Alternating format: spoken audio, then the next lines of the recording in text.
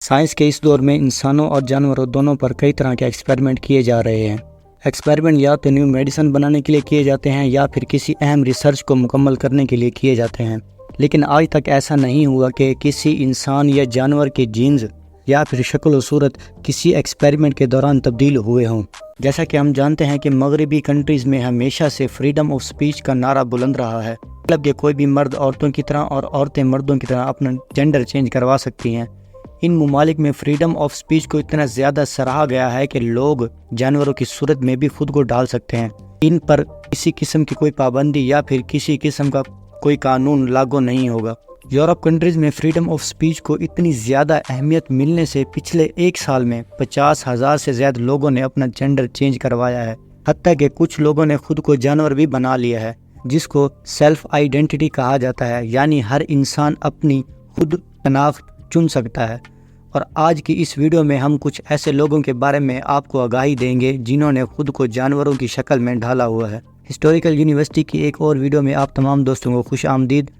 بات کرتے ہیں ٹوکو کی، جو کہ ایک جاپان کا رہائشی ہے۔ اس کا بچپن کا سپنا تھا کہ وہ کتوں کی طرح زندگی گزارے۔ جب اس سے سکول میں پوچھا گیا کہ تم بڑے ہو کر کیا بنو گے، تو اس کا جواب تھا کہ میں کتا بنوں گا، مگر لوگوں نے اس وقت اس بات کو مذاق سمجھا۔ لیکن جب وہ بڑا ہوا تو اس نے 40 لاکھ خرچ کر کے اس نے خود کے لیے ایک کتے جیسا سوٹ بنوایا اور اب وہ اس کو پہن کر پورے جاپان میں گھومتا ہے۔ ٹوکو کا اصلی نیم اور حلیہ کوئی نہیں جانتا۔ جب وہ اپنی جاب پر جاتا ہے تو وہ سوٹ پہن کر جاتا ہے، مگر جب وہ واپس آتا ہے تو کتے کا سوٹ پہن کر باہر گھومتا ہے۔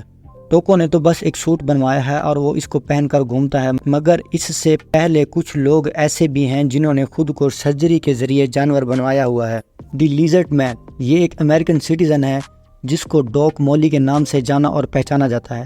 اس نے اپنی زبان کے درمیان کٹ، دانتوں کو لیزرڈ کے جیسا نکیلا اور جسم پر کئی طرح کے ٹیٹو بنوا کر خود کو لیزرڈ کی شکل میں ڈھالا ہوا ہے۔ ٹیکنگ کیٹ، یہ بھی ایک امریکن سٹیزن ہے جس کا نام ڈینس ایونر ہے۔ اس نے اپنے جسم پر 14 مختلف سرجریاں کروائیں اور ٹائیگر کی شکل بنا لی ہے۔ اس شخص کا کہنا ہے کہ اس کو ایسا لگتا ہے کہ وہ جیسے انسانی جسم میں پھنسا ہوا ایک ٹائیگر ہو۔ اسی طرح اور بھی کئی قسم کے لوگ جانور بنے ہوئے ہیں، مگر ان میں سب سے زیادہ تعداد ہیومن ڈوگز کی ہے۔ صرف برطانیہ میں ان کی تعداد 10,000 سے زیادہ ہو گئی ہے۔ اگر پورے یورپ کی بات کریں تو یہ 50,000 سے زیادہ ہے۔ ان تمام لوگوں نے ایک کمیونٹی بنا لی ہے اور اپنے لیے ایک الگ ملک کا مطالبہ بھی رکھ دیا ہے۔ ان کا کہنا ہے کہ ان کو باقاعدہ طور پر کتا تسلیم کیا جائے۔ بسوں میں جس طرح معذور افراد کے لیے الگ جگہ ہوتی ہے، اسی طرح ان کے لیے بھی بسوں میں مخصوص طرح کی سیٹیں ہونی چاہیے۔ ان کو انسانوں کی طرح بسوں میں بیٹھنے سے برا لگتا ہے۔ یورپین کنٹریز خود بھی اس کمیونٹی کو بڑھاوا دے رہی ہیں، کیونکہ انسانی کتوں کو پولیس میں شکاری کتوں کے طور پر جاب بھی دی جا رہی ہے۔ یہ کمیونٹی صرف مردوں تک محدود نہیں بلکہ اس میں عورتوں کی تعداد بھی شامل ہے۔ کیونکہ یہ کمیونٹی بڑھ رہی ہے تو اس میں ہر شخص ایسے شامل نہیں ہو سکتا۔